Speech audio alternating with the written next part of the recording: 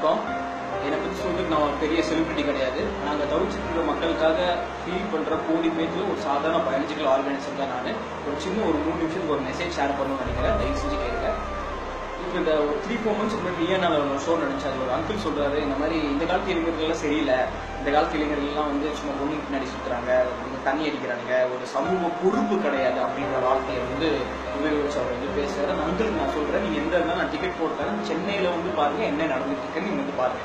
நீங்க சொல்ற அதே போனை நோண்டிட்டு இருக்கிற, நீங்க சொல்ற அதே தண்ணி அடிக்கிறவன் அவன் வீடு எங்கன்னு பார்க்காம அவன் கஷ்டமா இல்லையான்னு பார்க்காம 24 மணி நேரம் நைட்டு மெசேஜ் அனுப்புறான், காலையில மெசேஜ் அனுப்புறான், அங்கிருந்து வச்சிருக்கு போய் இங்க போய் வைக்கிறான். அதே என்கிட்ட பைக்ல ஒரு பைக் நான் கொடுத்துட்டேன், எனக்கு உன்னோட பைக் போடணும், அங்க போய் ஹெல்ப் பண்ண சொல்லி அங்க போறான். கோயம்புத்தூர்ல இருக்கிறவன், பெங்களூர்ல இருக்கிறவன், சேலம், ஈரோடு எல்லாருமே ஒண்ணு சேர்ந்து அம்மா சப்பாத்தி பண்ணி கொடுமா அனுப்பணுமா சொல்லிட்டு ரிலீஃப் கொடுத்து அத்தனை பேர் ஒண்ணு சேர்ந்துட்டு இருக்காங்க. உங்களை மாதிரி நீங்க 14 வயசுலயே கல்யாணம் பண்ணிட்டு உங்க ஒய்ஃபை நீங்க அடிமைப்படுத்திட்டு வாழ்ற ஜென்ரேஷன் இது கிடையாது.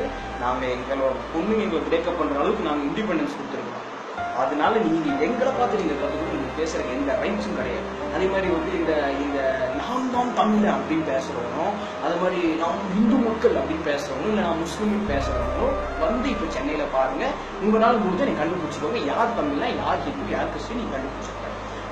ஒரு சின்ன விஷயம் சொல்ல வரேன், கவர்மெண்ட் செய்யக்கூடிய விஷயங்களை சொல்லிட்டு வரேன்.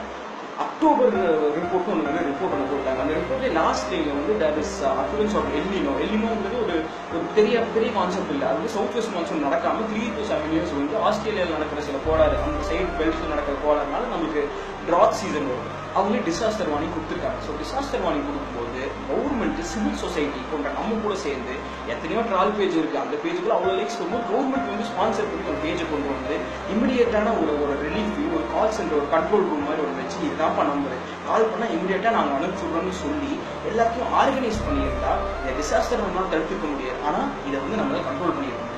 அதே மாதிரி வந்து அன்சிகல் மோத்மானி வந்துட்டு இங்க வந்து தாம்பரத்துலேருந்து 5 கிலோமீட்டர் தான், கோயம்புத்தூருக்கு 2 கிலோமீட்டர் தான் சொல்லிட்டு லேண்ட் அடிக்கிறது, வேளச்சேரி, கூர்வாஞ்சேரி, ரெட்டேரி, அடையாறு, தாழ்வான பகுதியிலெல்லாம் வீடை கட்டி இந்த பிரச்சனை வந்துச்சு. அதே மாதிரி ஒரு ஜியோ பொலிட்டிக்கல் ஒரு இன்சிடென்ட் ஒன்று இருக்கு.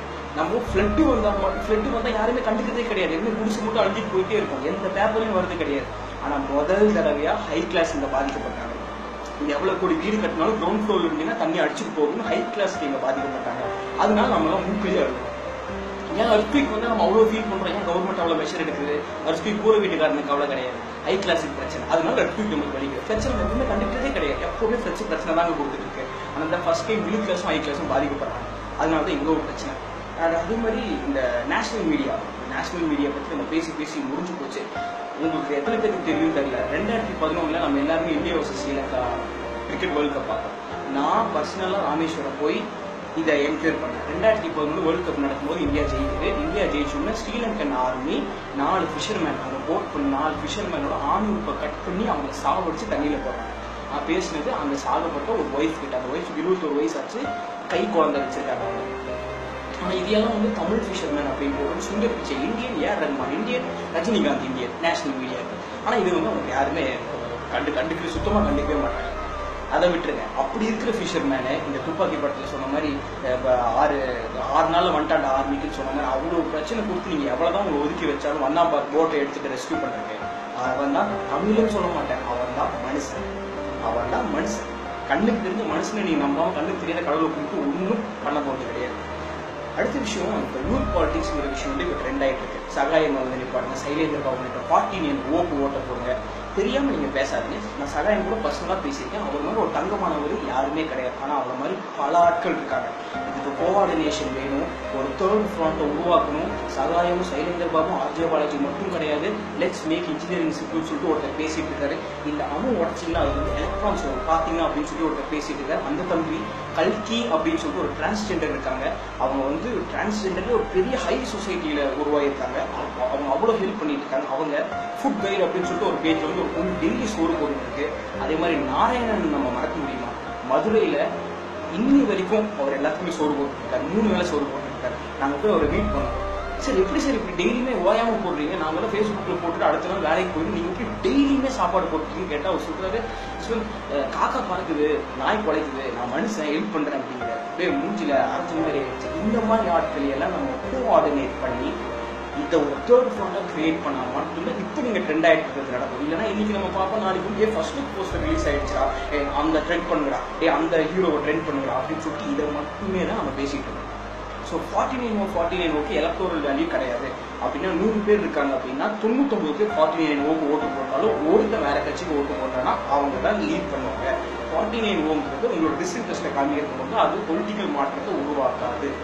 ஸோ நம்ம அரசியல் சட்டமைப்பு படிக்கிறது நம்ம அவேர்னஸாக இருக்கும். நம்ம வந்து எவ்வளோ ஒருத்தர் ஒரு படம் வந்துச்சுன்னா அவனை கால் பண்ணுறதாச்சும் அவன் ஃபேமஸாக இருக்கும். அவங்க எத்தனை ஐஏஎஸ் ஆஃபீஸர்ஸ், எத்தனை ஐபிஎஸ் ஆஃபீஸர்ஸ், அவங்களையும் நம்ம அப்படி தப்பு சொல்கிறோம். ஐபிஎஸ் வேஸ்ட், ஐஏஎஸ் வேஸ்ட் அப்படி ஏன்னா சினிமா அப்படி ப்ரொஜெக்ட் பண்ணி காமிக்கிறாங்க. நான் உங்கள் அக்கா தங்கச்சியோட யூடியூஸ் பண்ணால் நீ ஒரு போலீஸ்காரனுக்கு தான் போகணும். அதனால இந்த ஒரு ப்ரிஜுடிஸ் டாக்மாவோட விட்டுட்டு நான் கடைசியாக சொல்ல வர ஒரே விஷயம், அன்பே சொன்ன கமல் சொன்ன மாதிரி ஆர்ஜே பாலாஜி இந்த ஆக்டர்ஸ் எல்லாம் புகழ் சோஷியல் மீடியாவும் பேப்பர் இருக்கு. என்ன ராமசாமி, குப்புசாமி, சிவில் தினேஷ், இல்லை ஈசி ரமேஷ் இவங்களெல்லாம் புகழ்றது நம்ம தான் புகழ்க்கணும், நம்ம தான் ஹெல்ப் பண்ணிக்கணும். நீங்கள் எல்லாருமே நல்லா இருக்கணும். ஒரு போஸ்ட் ஷேர் பண்ணணும், அங்கே போக முடியாமல் இருந்தாலும் பரவாயில்ல, லைக் போடுறவனும் கமெண்ட் போடுறவனும் எல்லாத்துக்குமே என்னோட நன்றிகள். பர்சனலாக உங்கள் வாழ்க்கை ரொம்ப அருமையாக இருக்கணும். நீங்கள் இந்த வீடியோ பிடிச்சிருந்துச்சுன்னா லைக் அமுக்குங்க, சப்ஸ்கிரைப் பண்ணுங்க. எதுன்னு நான் சொல்ல போகிறது கிடையாது. ஒரு சாதாரண ஒரு மனுஷனா சொல்லணும்னு தோணுச்சு, நான் சொன்னேன். நன்றி, வணக்கம். வாழ்க இந்திய நாடு, வளர்க இந்திய நாடு. ஜெய்.